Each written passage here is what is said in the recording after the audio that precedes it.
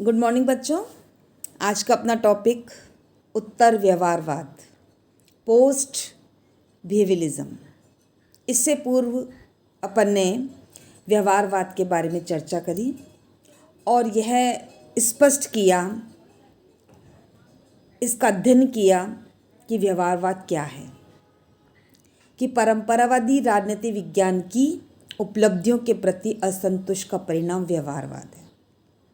अर्थात जो परंपरावादी राजनीति विज्ञान था, जिसकी शुरुआत हम यूनानी चिंतन से मानते हैं, यानी प्लेटो और अरस्तु ने हमारे विषय राजनीति विज्ञान में सिद्धांतों के निर्माण की जो प्रक्रिया शुरू करी, ये हमारे विषय का परंपरावादी स्वरूप था। 1945 तक, यानी सेकेंड वर्ल्ड वॉर तक हमारे विषय का एक प्रकार का अर्थ, एक प्रकार की प्रकृति, एक प्रकार का क्षेत्र, एक प्रकार की मान्यताएं, एक प्रकार की परिभाषा, एक प्रकार का अर्थ था और एक प्रकार के अध्ययन की पद्धति थी। 1945 में जब द्वितीय महायुद्ध समाप्त हुआ तो अमेरिका के राजनीतिक वैज्ञानिकों ने हमारे विषय की प्रकृति, हमारे विषय की मान्यताएं और हमारे विषय के जो अध्ययन, रिसर्च के, शोध के जो तरीके थे, जो साधन थे, उनमें अपनी असंतुष्टि व्यक्त की और परिणाम स्वरूप व्यवहारवाद को लाने का प्रयास किया। इस व्यवहारवाद को एक क्रांति का नाम दिया गया, जैसा अपन देख चुके हैं। आंदोलन का नाम दिया क्योंकि इसने आते ही हमारे विषय में बहुत बड़ा बदलाव लाने का प्रयास किया। 1945 से लेकर 1969 तक हमारा विषय व्यवहारवाद से ओतप्रोत है। हमारा विषय किसकी बात कर रहा है?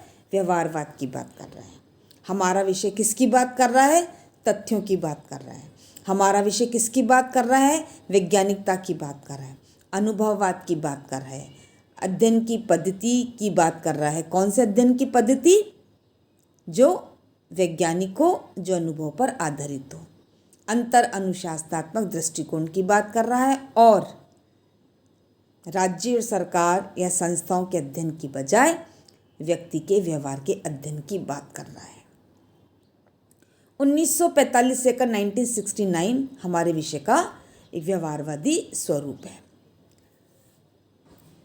1969 में डेविड ईस्टन, जो व्यवहारवाद का प्रबल समर्थक था, जो व्यवहारवाद का प्रवर्तक था, जिसने व्यवहारवाद की 8 मान्यताएं बताई, उसने स्वयं ने इस चीज़ को महसूस किया कि हमारा विषय व्यवहारवाद में अधिक डूब गया है और हम अपनी जो बेस था, जो अपनी खास चीज़ थी, उससे हम बहुत दूर जा रहे हैं।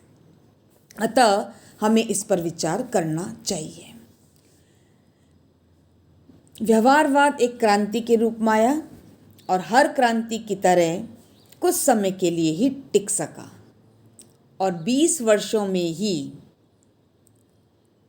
1950 के दशक में ही विभिन्न व्यवहारवादियों में आपसी मतभेद उभर कर सामने आए और विभिन्न व्यवहारवादियों में एक नया विवाद शुरू हो गया।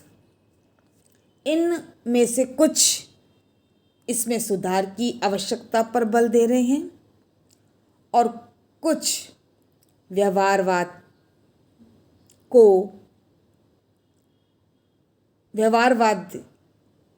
के अलावा कुछ और नई चीज़ लाने की बात कर रहे हैं। यद्यपि व्यवहारवाद को पूर्णतः अस्वीकार करने की बात तो किसी ने नहीं करी, परंतु सभी ने कट्टरवाद को दूर करने की आवश्यकता पर बल दिया और भविष्यवादी बनने का समर्थन किया। इसलिए उन्होंने व्यवहारवादी अनुसंधानों के अनुभवों और व्यवहारवाद की समस्याओं की जांच करने की आवश्यकता पर अधिक बल दिया और उन्होंने स्वयं भी इसकी विवेचना की। वह राजनीतिक वैज्ञानिक जिन्होंने व्यवहारवाद को स्वीकार तो किया, परंतु जिन्होंने साथ ही साथ उसमें सुधार करने की मांग भी की, उत्तर व्यवहारवादी विचारक कहलाने लगे और उनके विचारों को उत्तर व्यवहारवाद का नाम दिया गया।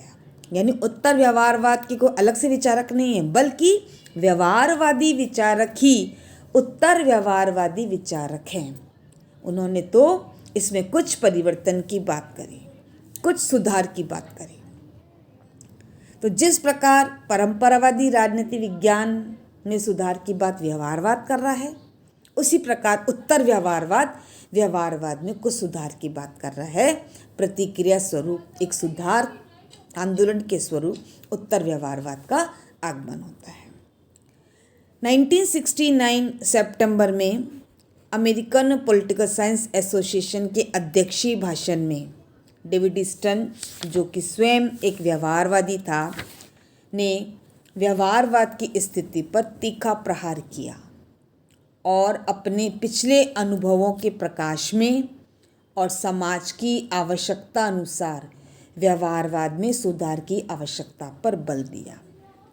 डेविड ईस्टन ने स्वयं ये स्वीकार किया कि व्यवहारवाद के नाम पर व्यर्थ और अनुचित अनुसंधानों पर बहुत सारा समय नष्ट कर दिया गया है। क्या कह रहा है डेविड ईस्टन स्वयं, जो इसका समर्थक है, जो प्रवर्तक है, जो इसकी विशेषता बता रहा है, उसे स्वयं ने इस चीज़ को महसूस किया कि हमने बहुत सारा समय बेकार के अनुसंधान पर लगा दिया है। डॉक्टर SP वर्मा के शब्दों में हम कह सकते हैं कि जिस समय व्यवहारवादी आपसी विवादों को सुलझाने की तकनीकों को विकसित करने और सिद्धांत बनाने में लीन थे, उस समय अमेरिकी समाज को बहुत से सामाजिक, आर्थिक, सांस्कृतिक संकटों का सामना करना पड़ रहा था, जिसके बारे में व्यवहारवादी बिल्कुल अनभिज्ञ थे। अमेरिकी समाज में विरोध बढ़ने के आसार थे। क्यों बढ़ने के आसार थे? जिनमें प्रमुख कारण हम क्या गिना सकते हैं? नागरिक अधिकार आंदोलन, निग्रो और जो श्वेत लोग में थे, उनमें विवाद चल रहा था। अमेरिकी समाज में उभर रही बहुत सारी दरारें थी। वियतनाम के अघोषित युद्ध में अमेरिका का शामिल होना था। वियतनाम युद्ध को लेकर अमेरिकी युवकों का युद्ध विरोधी आंदोलन था और परमाणु युद्ध का खतरा था। तो ऐसी कई समस्याएं थी अमेरिकी समाज में। इन समस्याओं से व्यवहारवादी बिल्कुल अनभिज्ञ थे। वो तो केवल किसकी सोच रहे हैं? तकनीक की। किसकी सोच रहे हैं? फैक्ट्स की। और इन समस्याओं से उनको कोई लेना देना नहीं था। ऐसी परिस्थितियों के बारे में न तो परंपरावादी राजनीति वैज्ञानिकों ने विचार किया और न ही व्यवहारवादी राजनीतिक वैज्ञानिकों ने विश्लेषण किया, एनालिसिस किया। व्यवहारवादी तकनीकी मूल्य निरपेक्षता में उलझे रहने के कारण इन समस्याओं को ध्यान देने में असफल रहे। क्योंकि व्यवहारवादी किसकी बात कर रहे हैं? मूल्य निरपेक्षता की। वैल्यूज से उनका कोई लेना देना नहीं है। और यदि हम अमेरिकी समाज में उस समय देखें तो मूल्यों का इन समस्याओं से घनिष्ठ संबंध था और इन मूल्यों से व्यवहारवादी बिल्कुल अनभिज्ञ थे। इस तरह उन्होंने कोई ध्यान नहीं दिया। केवल किस में उलझे रहे? तकनीकों में। किस में उलझे रहे? रिसर्च में। किससे उलझे रहे? फैक्ट्स में। डेविड ईस्टन जैसे कुछ व्यवहारवादियों ने इस कमी को अनुभव किया और कुछ प्रश्न किए। क्या प्रश्न किए? क्या स्पष्ट किया? क्या हमें विषय के अपरिवर्तनशील स्वरूप को बनाए रखना चाहिए? क्या हमारे लिए आवश्यक नहीं है कि हम परिवर्तित होने वाली स्थितियों को परखें, समझें और पुराने विचार पर पुनः विचार करें और उनको आवश्यकता अनुसार सुधारने के लिए तैयार रहें? ऐसा प्रश्न डेविड ईस्टन स्वयं कर रहा है। इन प्रश्नों और उनके साथ और भी कई समस्याओं पर विचार करने के पश्चात कई व्यवहारवादियों ने व्यवहारवाद को पूर्णतः प्रासंगिक और क्रिया उन्मुख बनाने की आवश्यकता को स्वीकार किया। दो इम्पोर्टेंट शब्द हैं, प्रासंगिक और क्रिया उन्मुख, रिलेवेंस एंड एक्शन ओरिएंटेड। क्या चीज़ इम्पोर्टेंट है? रिलेवेंस। क्या चीज़ इम्पोर्टेंट है?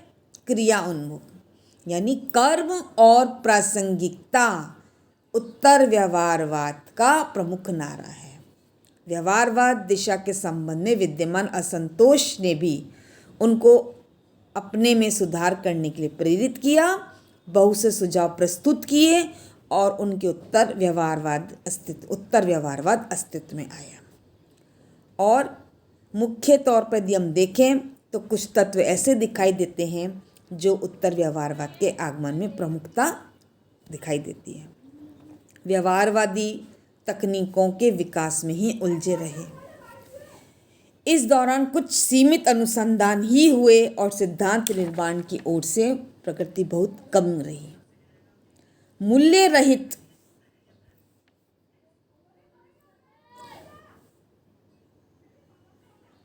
रहित राजनीतिक अध्ययन की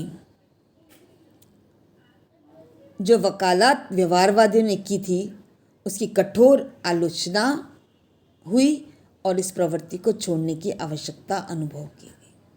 सामाजिक परिवर्तन और राजनीति से संबंधित सभी तत्वों और शक्तियों के अध्ययन की आवश्यकता ने भी उत्तर व्यवहारवाद के आगमन का आधार बनाया।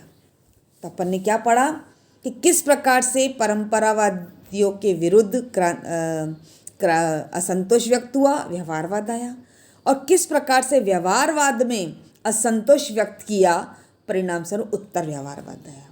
और सबसे खास बात और अजीब बात इसमें यह है कि जो व्यवहारवादी विचारक थे, जो व्यवहारवाद की बात कर रहे हैं, उनमें से ही कुछ विचारकों ने इसमें परिवर्तन की बात करी।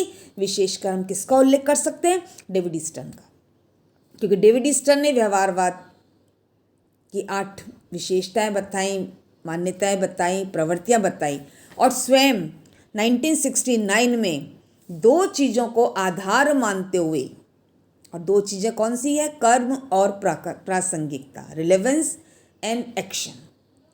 क्योंकि यदि हम देखें तो परंपरावादी किस पर बल दे रहे थे? मूल्यों पर। व्यवहारवादी किस पर बल दे रहे थे? तथ्यों पर। और जो व्यवहारवादी तथ्यों की बात कर रहे, वैज्ञानिकता की बात कर रहे हैं, वो इन चीज़ों में इतने उलझे रहे कि जो सही थ्योरी बिल्डिंग होना था वह नहीं हो पाया, जो सही सिद्धांतों का निर्माण होना था वह नहीं हो पाया, जो सही रिसर्च होनी चाहिए थी, शोध होने वाला था, वो नहीं हो पाया। क्योंकि किस में उलझे रहे? केवल तथ्यों में। किस में उलझे रहे? केवल तकनीक में। इसलिए उन्होंने स्वयं ने इस चीज़ को महसूस किया कि ये बिल्कुल गलत है। हमें अपने विषय को फिर से देखना है, हमें अपने विषय का फिर से एनालिसिस करना है, हमें अपने विषय के भविष्य को देखना है, हमें अपने विषय को अन्य सोशल साइंस के निकट लाना है, उसे आगे बढ़ाना है। अतः हमें अपने विषय में पुनः विचार करना पड़ेगा। इसलिए अमेरिकन पॉलिटिकल साइंस एसोसिएशन के अध्यक्षीय भाषण में डेविड ईस्टन ने उत्तर व्यवहारवाद के आगमन की सूचना दी, जो 2 चीज़ों पर बल दे रहा है, कर्म और प्रासंगिकता। धन्यवाद।